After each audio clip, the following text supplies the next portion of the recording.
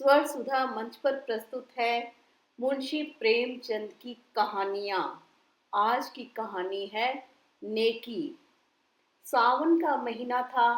रेवती रानी ने पाँव में मेहंदी रचाई, मांग चोटी संवारी और तब अपनी बूढ़ी सास से जाकर बोली, अम्मा जी, आज भी मेला देखने जाऊंगी। रेवती पंडित चिंतामणि की पत्नी थी। पंडित जी ने सरस्वती की पूजा में ज्यादा लाभ न देखकर लक्ष्मी देवी की पूजा करनी शुरू की थी। लेन देन का कारोबार करते थे, मगर और महाजनों के विपरीत खास खास हालतों के सिवा 25% से ज्यादा सूद लेना उचित न समझते थे। रेवती की सास बच्चे को गोद में लिए खटोले पर बैठी थी।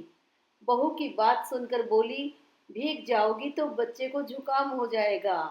रेवती, नहीं अम्मा, कुछ देर न लगेगी, अभी चली आऊंगी।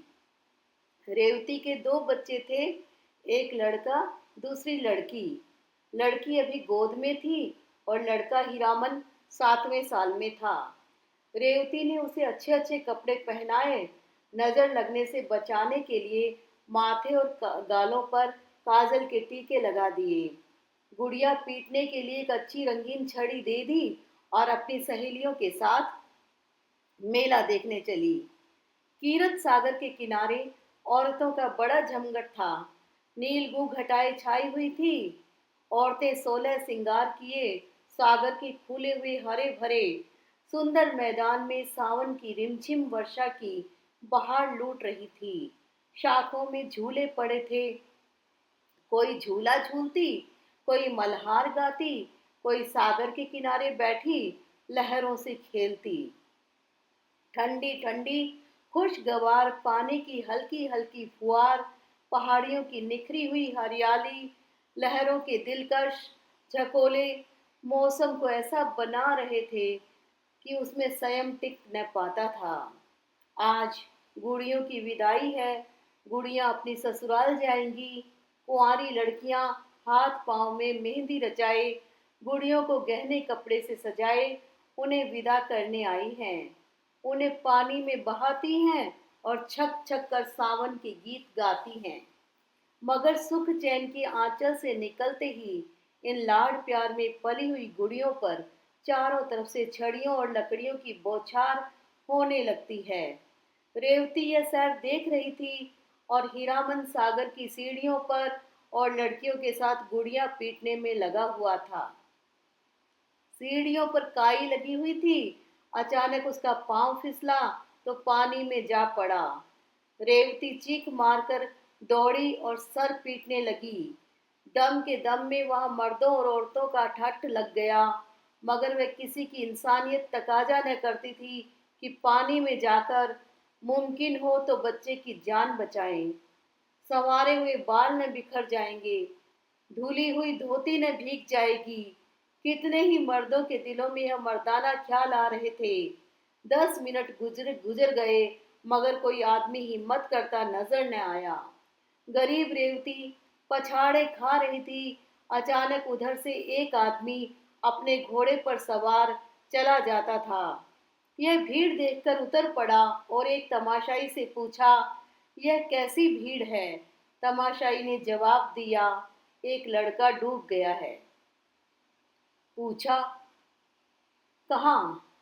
तमाशाई, जहां वह औरत खड़ी रो रही है। मुसाफिर ने फौरन अपनी गाड़े की मिर्जई उतारी और धोती कसकर पानी में कूद पड़ा। चारों तरफ सन्नाटा छा गया। लोग हैरान थे कि यह आदमी कौन है। उसने पहले गोता लगाया, लड़के की टोपी मिली। दूसरा गोता लगाया तो उसकी छड़ी हाथ में लगी और तीसरे गोते के बाद जब ऊपर आया तो लड़का उसकी गोद में था। तमाशाइयों ने जोर से वाह वाह का नारा बुलंद किया। माँ दौड़कर बच्चे से लिपट गई। इसी बीच पंडित चिंतामणि के और कई मित्र आ पहुंचे और लड़के को होश में लाने की फिक्र करने लगे। आध घंटे में लड़के ने आंखें खोल दी। लोगों की जान में जान आई। डॉक्टर साहब ने कहा, अगर लड़का 2 मिनट पानी में रहता तो बचना असंभव था। मगर जब लोग अपने गुमनाम भलाई करने वाले को ढूंढने लगे तो उसका कहीं पता न था। चारों तरफ आदमी दौड़ाए, सारा मेला छान मारा, मगर वह नजर न आया। 20 साल गुजर गए। पंडित चिंतामणि का कारोबार रोज बरोज बढ़ता गया। इस बीच में उसकी माँ ने सातों यात्राएं की और मरी तो ठाकुर द्वारा तैयार हुआ। रेवती बहू से सास बनी। लेन देन बही खाता हीरामणि के हाथ में आया। हीरामणि अब एक हष्ट पुष्ट लंबा तगड़ा नौजवान था। बहुत अच्छे स्वभाव का, नेक। कभी कभी बाप से छिपाकर गरीब असामियों को यूं ही कर्ज दे दिया करता। चिंतामणि ने कई बार इस अपराध के लिए बेटे को आंखें दिखाई थी और अलग कर देने की धमकी दी थी। हीरामणि ने एक बार एक संस्कृत पाठशाला के लिए 50 रुपया चंदा दिया। पंडित जी उस पर ऐसे क्रुद्ध हुए कि 2 दिन तक खाना नहीं खाया। ऐसे अप्रिय प्रसंग आए दिन होते रहते थे। इन्हीं कारणों से हीरामणि की तबीयत बाप से कुछ खिंची रहती थी।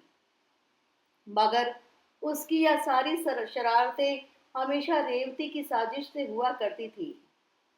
जब कस्बे की गरीब विधवाएं या जमींदार के सताए हुए असामियों की औरतें रेवती के पास आकर हीरामणि को आंचल फैला फैलाकर दुआएं देने लगती तो उसे ऐसा मालूम होता कि मुझसे ज्यादा भाग्यवान और मेरे बेटे से ज्यादा नेक आदमी दुनिया में कोई न होगा। तब उसे बरबस वह दिन याद आ जाता जब हीरामणि कीरत सागर में डूब गया था और उस आदमी की तस्वीर उसकी आंखों के सामने खड़ी हो जाती जिसने उसके लाल को डूबने से बचाया था। उसके दिल की गहराई से दुआ निकलती और ऐसा जी चाहता कि उसे देख पाती तो उसके पांव पर गिर पड़ती। उसे अब पक्का विश्वास हो गया था कि वह मनुष्य न था बल्कि कोई देवता था। वह अब उसी खटोले पर बैठी हुई जिस पर उसकी सास बैठती थी अपने दोनों पोतों को खिलाया करती थी। आज हीरामणि की 27वीं सालगिरह थी। रेवती के लिए यह दिन साल के दिनों में सबसे अधिक शुभ था। आज उसका दया का हाथ खूब उदारता दिखलाता था और यही एक अनुचित खर्च था जिसमें पंडित चिंतामणि भी शरीक हो जाते थे। आज के दिन वह बहुत खुश होती और बहुत रोती और आज अपने गुमनाम भलाई करने वाले के लिए उसके दिल से जो दुआएं निकलती वह दिल और दिमाग की अच्छी से अच्छी भावनाओं में रंगी होती थी। उसी दिन की बदौलत तो आज मुझे यह दिन और यह सुख देखना नसीब हुआ है। एक दिन हीरामणि ने आकर रेवती से कहा, अम्मा, श्रीपुर नीलाम पर चढ़ा हुआ है, कहो तो मैं भी दाम लगाऊं। रेवती, 16 आना है। हीरामणि, 16 आना? अच्छा गांव है, न बड़ा न छोटा। यहाँ से 10 कोस है, 20,000 तक बोली बढ़ चुकी है। 100-200 में खत्म हो जाएगी। रेवती, अपने दादा से तो पूछो। हीरामणि, उनके साथ 2 घंटे तक माथापच्ची करने की किसे फुर्सत है। हीरामणि अब घर का मालिक हो गया था और चिंतामणि की एक न चलने पाती। वह गरीब अब ऐनक लगाए एक गद्दे पर बैठे अपना वक्त खांसने में खर्च करते थे। दूसरे दिन हीरामणि के नाम पर श्रीपुर खत्म हो गया। महाजन से जमींदार हुए, अपने मुनीम और 2 चपरासियों को लेकर गांव की सैर करने चले। श्रीपुर वालों को खबर हुई नए जमींदार का पहला आगमन था। घर घर नजराने देने की तैयारियां होने लगी। 5वें दिन शाम के वक्त हीरामणि गांव में दाखिल हुए। दही और चावल का तिलक लगाया गया और 300 असामी पहर रात तक हाथ बांधे हुए उनकी सेवा में खड़े रहे। सवेरे मुख्तार आम ने असामियों का परिचय कराना शुरू किया। जो असामी जमींदार के सामने आता वह अपनी बिसात के मुताबिक 1 या 2 रुपए उनके पांव पर रख देता। दोपहर होते होते 500 रुपयों का ढेर लगा हुआ था। हीरामणि को पहली बार जमींदारी का मजा मिला। पहली बार धन और बल का नशा महसूस हुआ। सब नशों से ज्यादा तेज, ज्यादा घातक धन का नशा है। जब असामियों की फेहरिस्त तो खत्म हो गई तो मुख्तार से बोले, और कोई असामी तो बाकी नहीं है? मुख्तार, हाँ महाराज, अभी एक असामी और है, तखत सिंह। हीरामणि, वह क्यों नहीं आया? मुख्तार, जरा मस्त है। हीरामणि, मैं उसकी मस्ती उतार दूंगा, जरा कोई उसे बुला लाए। थोड़ी देर में एक बूढ़ा आदमी लाठी टेकता हुआ आया और दंडवत करके जमीन पर बैठ गया। न नजर न नियाज। उसकी यह गुस्ताखी देखकर हीरामणि को बुखार चढ़ाया। कड़क कर बोले, अभी किसी जमींदार से पाला नहीं पड़ा है, एक एक की हेकड़ी भुला दूंगा। तखत सिंह ने हीरामणि की तरफ गौर से देखकर जवाब दिया, मेरे सामने 20 जमींदार आए और चले गए, मगर कभी किसी ने इस तरह घुड़की नहीं दी। यह कहकर उसने लाठी उठाई और अपने घर चला आया। बूढ़ी ठकुराइन ने पूछा, देखा जमींदार को, कैसे आदमी हैं? तखत सिंह, अच्छे आदमी हैं, मैं उन्हें पहचान गया। ठकुराइन, क्या तुमसे पहले की मुलाकात है? तखत सिंह, मेरी उनकी 20 बरस की जान पहचान है। गुड़ियों के मेले वाली बात याद है न? उस दिन से तखत सिंह फिर हीरामणि के पास न आया। 6 महीने के बाद रेवती को भी श्रीपुर देखने का शौक हुआ। वह और उसकी बहू और बच्चे सब श्रीपुर आए। गांव की सब औरतें उसे मिलने आई, उनमें बूढ़ी ठकुराइन भी थी। उसकी बातचीत, सलीका और तमीज देखकर रेवती दंग रह गई। जब वह चलने लगी तो रेवती ने कहा, ठकुराइन, कभी कभी आया करना, तुमसे मिलकर तबीयत बहुत खुश हुई। इस तरह दोनों औरतों में धीरे धीरे मेल हो गया। यहाँ तो यह कैफियत थी और हीरामणि अपने मुख्तारे आम के बहकावे में आकर तखत सिंह को बेदखल करने की तरकीबें सोच रहा था। जेठ की पूर्णमासी आई। हीरामणि की सालगिरह की तैयारियां होने लगी। रेवती चलनी में मैदा छान रही थी कि बूढ़ी ठकुराइन आई। रेवती ने मुस्कुराकर कहा, ठकुराइन, हमारे यहाँ कल तुम्हारा न्योता है। ठकुराइन, तुम्हारा न्योता? सिर आंखों पर। कौन सी बरसगांठ है? रेवती, 29वीं। ठकुराइन, नारायण करे अभी ऐसे ऐसे 100 दिन तुम्हें और देखने नसीब हों। रेवती, ठकुराइन, तुम्हारी जबान मुबारक हो। बड़े बड़े जंतर मंत्र किए हैं, तब तुम लोगों की दुआ से यह दिन देखना नसीब हुआ है। यह तो 7वें ही साल में थे कि इसकी जान के लाले पड़ गए। गुड़ियों का मेला देखने गई थी, यह पानी में गिर पड़े। बारीक महात्मा ने इसकी जान बचाई। इनकी जान उन्हीं की दी हुई है।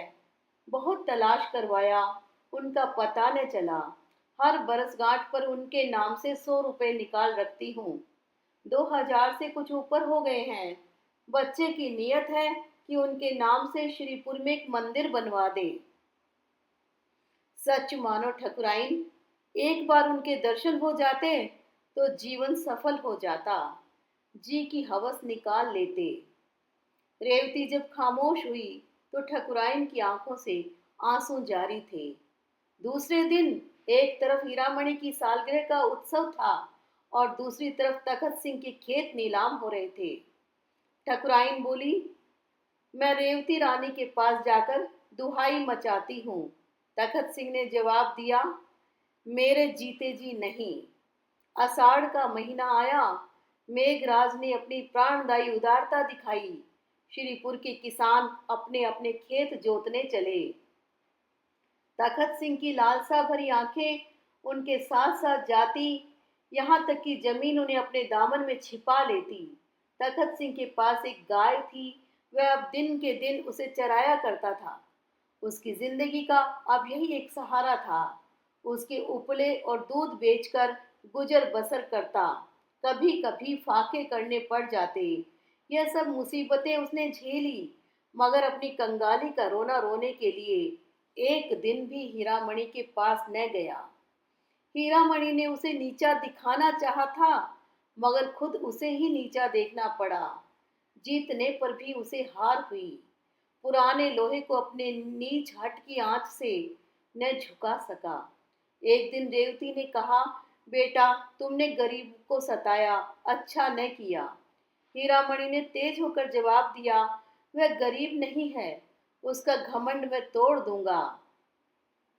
दौलत के नशे में मतवाला जमींदार वह चीज तोड़ने की फिक्र में था जो कहीं थी ही नहीं। जैसे नासमझ बच्चा अपनी परछाई से लड़ने लगता है। साल भर तखत सिंह ने ज्यों त्यों करके काटा। फिर बरसात आई, उसका घर छाया न गया था। कई दिन तक मूसलाधार मेघ बरसात तो मकान का एक हिस्सा गिर पड़ा। गाय वहां बंधी हुई थी, दबकर मर गई। तखत सिंह को भी सख्त चोट आई। उसी दिन से बुखार आना शुरू हुआ। दवा दारू कौन करता, रोजी का सहारा था वह भी टूटा। जालिम बेदर्द मुसीबत ने कुचल डाला। सारा मकान पानी से भरा हुआ, घर में अनाज का एक दाना नहीं। अंधेरे में पड़ा हुआ कराह रहा था कि रेवती उसके घर गई। तखत सिंह ने आंखें खोली और पूछा, कौन है? ठकुराइन, रेवती रानी है। तखत सिंह, मेरे धन्य भाग, मुझ पर बड़ी दया की। रेवती ने लज्जित होकर कहा, ठकुराइन, ईश्वर जानता है मैं अपने बेटे से हैरान हूँ।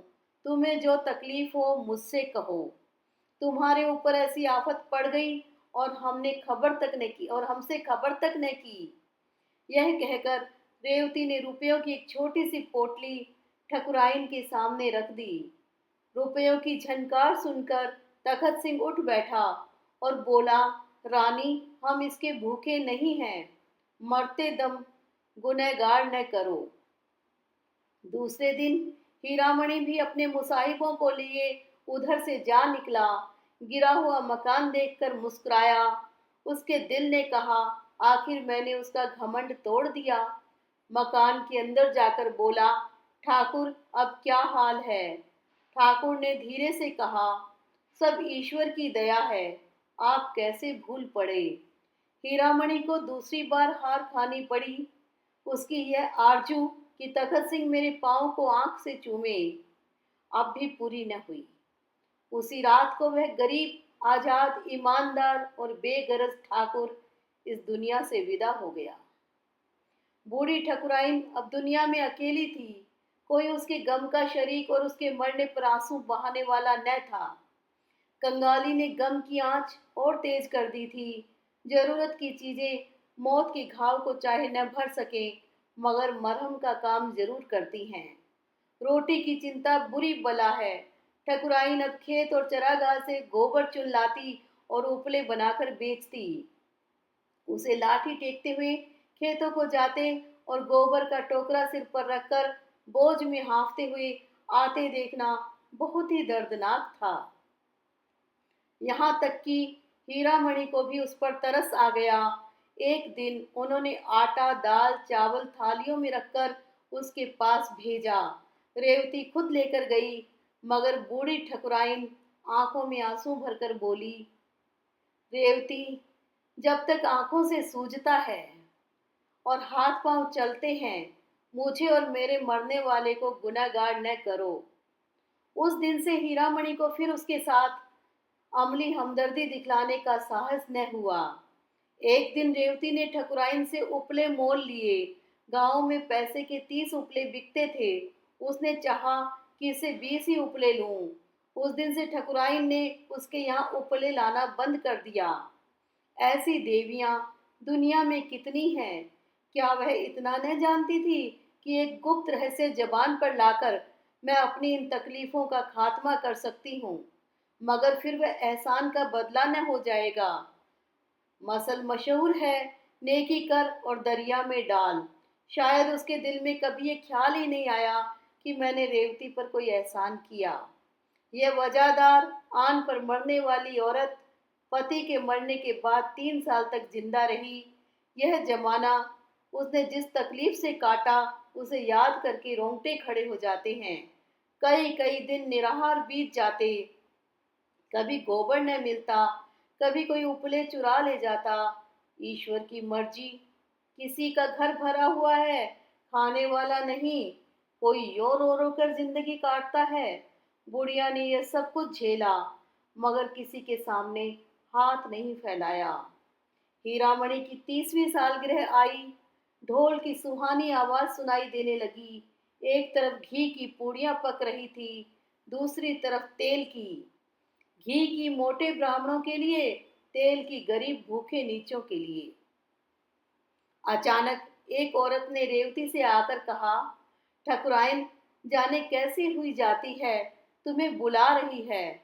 रेवती ने दिल में कहा, आज तो खैरियत से काटना, कहीं बुढ़िया मर न रही हो। यह सोचकर वह बुढ़िया के पास न गई। हीरामणि ने जब देखा अम्मा नहीं जाना चाहती तो खुद चला। ठकुराइन पर उसे कुछ दिनों से दया आने लगी थी, मगर रेवती मकान के दरवाजे तक उसे मना करने आई। या रहमदिल, नेक मिजाज, शरीफ रेवती थी। हीरामणि ठकुराइन के मकान पर पहुंचा तो वहां बिल्कुल सन्नाटा छाया हुआ था। बूढ़ी औरत का चेहरा पीला था और जान निकलने की हालत उस पर छाई हुई थी।